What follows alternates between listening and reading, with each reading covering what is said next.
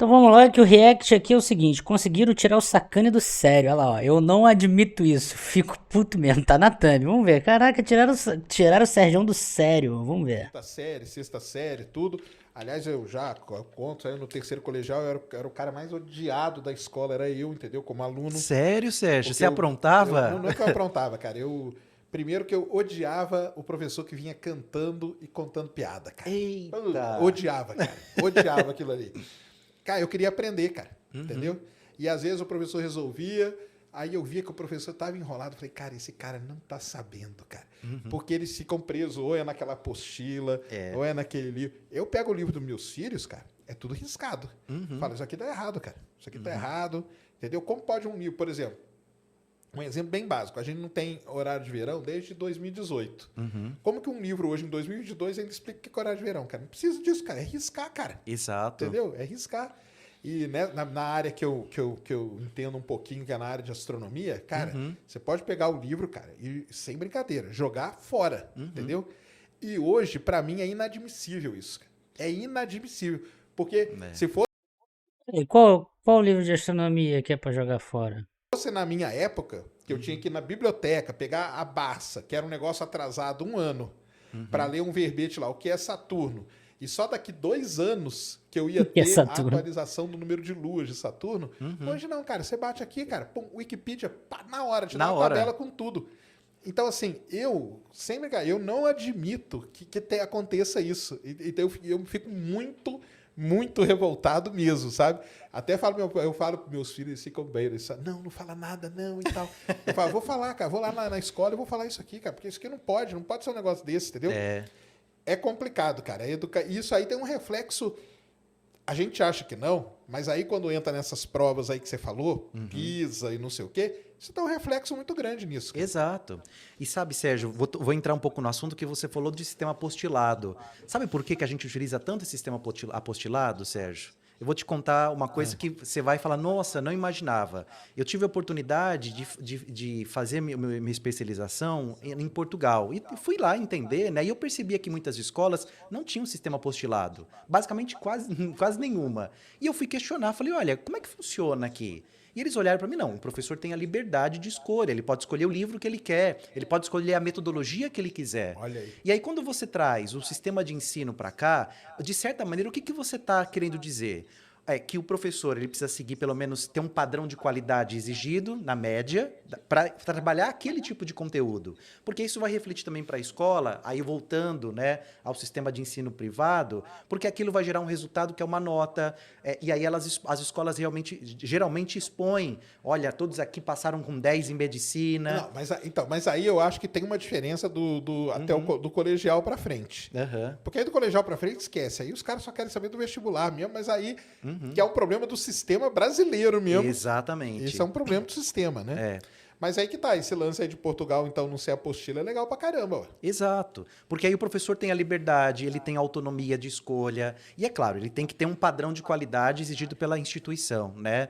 Mas isso também dá liberdade Sim, para que ele tem possa lá escolher. porque a instituição ela pode dar aqui, ó. Você tem essa, por exemplo, matemática, ó, você tem essa lista aqui de livro, cara. Vê aí qual que você se adapta melhor e Exato. manda bala. Exatamente. História, você tem essa lista aqui, vê aí qual que você e manda bala. Exato. Agora, quando você enfia a apostila e tal, aí você já engessou. Você já engessou. Aí já ferrou. Pra E mim já começa a ferrar. E o professor ele é cobrado por dar aquele conteúdo naquele período. Então, assim, isso também, de certa maneira, Sérgio, não sei se você concorda comigo, ele limita a criatividade do professor. Com Porque o certeza. professor ele tem que entrar na sala de aula, ele tem uma rotina tem que fazer lá todas as atividades, corrigir as provas, ele tem que dar satisfação também para a família de tudo que está acontecendo, gerenciar conflitos. Tem uma pesquisa que fala de conflito, Sérgio, que normalmente num ambiente de sala de aula, que dura aí 50 minutos, 1 hora a aula, que o professor administra pelo menos 40% dele só administrando conflitos interpessoais na relação dos alunos. Não, isso aí eu acredito Então, também. imagina, Sérgio, um professor que tem todos esses trabalhos e ainda por cima tem que dar conta daquela apostila de maneira engessada. Ele vai ter liberdade criativa para sair daquele roteiro e trabalhar, por exemplo, uma atividade de cultura maker? Dificilmente, Sérgio. Ele vai poder ter tempo, por exemplo, de colocar numa tela e ensinar as crianças a aprender a programar.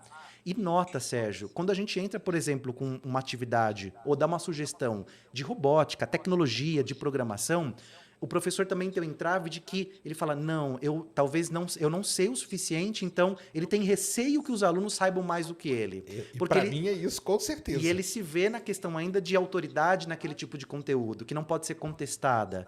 É claro, né, a gente sabe que isso varia de cada professor, de mentalidades diferentes, de abordagens metodológicas diferentes. Mas o papel do professor é, de novo, é ser o mediador, é de trabalhar com curiosidade, Sérgio. E aí tem uma teoria do Robin Forsten que ele diz o seguinte, que o professor, na mediação, ele tem que ter intencionalidade, ou seja, ele tem que ter claro qual que é o objetivo pedagógico que ele vai trabalhar, ele tem que ter significado. Então, quando o estudante for ver, ele fala, puxa, igual você falou, Sérgio, esse professor aqui não está entendendo, ou eu não estou entendendo o que ele está querendo trazer, né?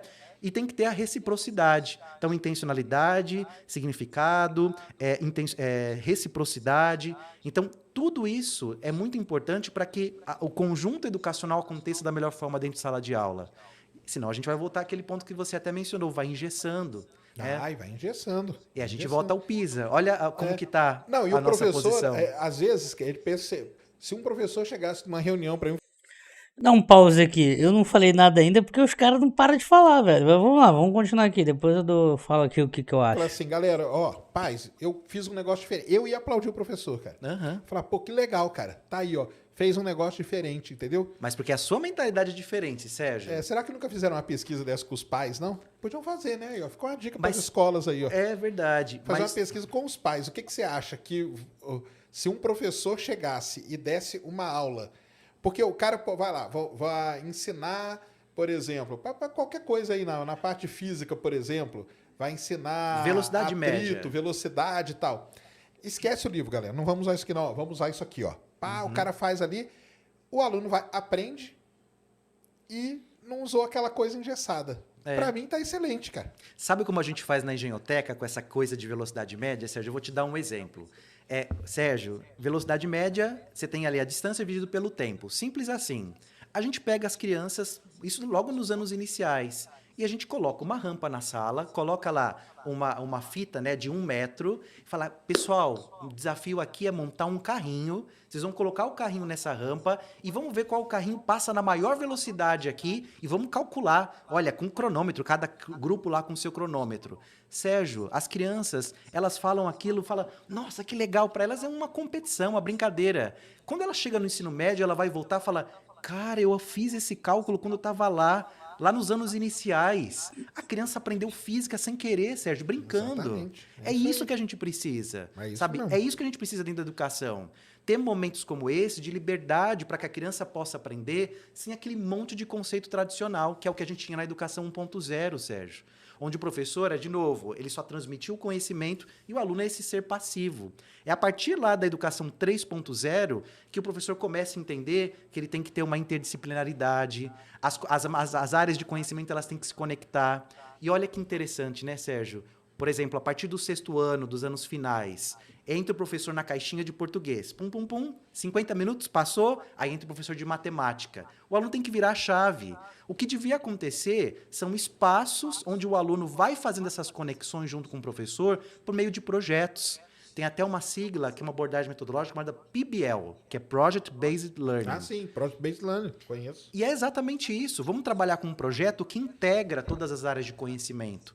Vamos fazer com que os alunos aprendam de maneira multidisciplinar. Só que, Sérgio, dá trabalho. É difícil. Tudo que dá trabalho, a galera não vai querer fazer, cara. Exato, Não vai. exato. Vai querer fazer o jeitão tradicional. Eu fico assim, realmente, cara, fico muito puto, pra falar bem a verdade, entendeu? Deixa eu terminar Fico aqui. mesmo, cara, porque, pô, podia estar aprendendo tantas outras coisas, assim, de uma maneira diferente, entendeu? Aí chega, você tem que ouvir assim, pô, mas essa coisa aqui é chata. Eu falo, cara, não é chato, cara. Isso aí não é chato. Esse aqui é o negócio que eu sei que não é chato, mas eu sei que está sendo passado de uma maneira chata, né? Exato. E aí, tanto que tem os projetos, aquilo lá que eu falei, né? Que aí um chega e fala assim, pô, mas meu professor de tal é legal pra caramba. Por quê? Porque ele faz uma coisinha, não precisa ser muito, cara. Uma coisinha diferente. Ainda nesse...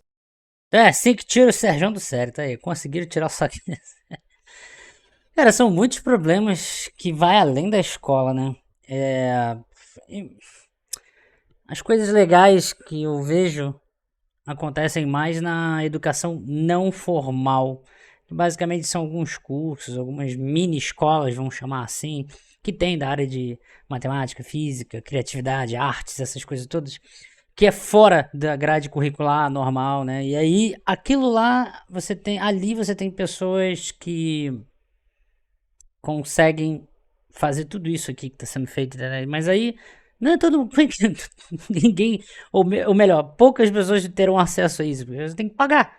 Basicamente é isso, né? Você não vai ter, estatisticamente falando, para a população inteira, você não vai ter isso. Você vai ter que fazer pelo Estado, né? Com a educação de Estado mesmo, né? As escolas públicas, etc e tal. Como ele mesmo disse, dá trabalho. Qual é o incentivo que os professores têm? Zero. Não incentivo de bosta nenhuma. O incentivo que eles têm é ficar vendo aumento de salário do teto STF, etc e tal, enquanto eles ganham ali aquelas merrecas de 3, 4 salários mínimos, sabe? Isso quando ganha. Ou os atrasos, etc. Preciso falar mais uma coisa, incentivo zero. Né? Como é que muda isso? Sinceramente não sei. Eu acho que não vai mudar nunca. A gente vai ficar vivendo essa merda aí o tempo inteiro.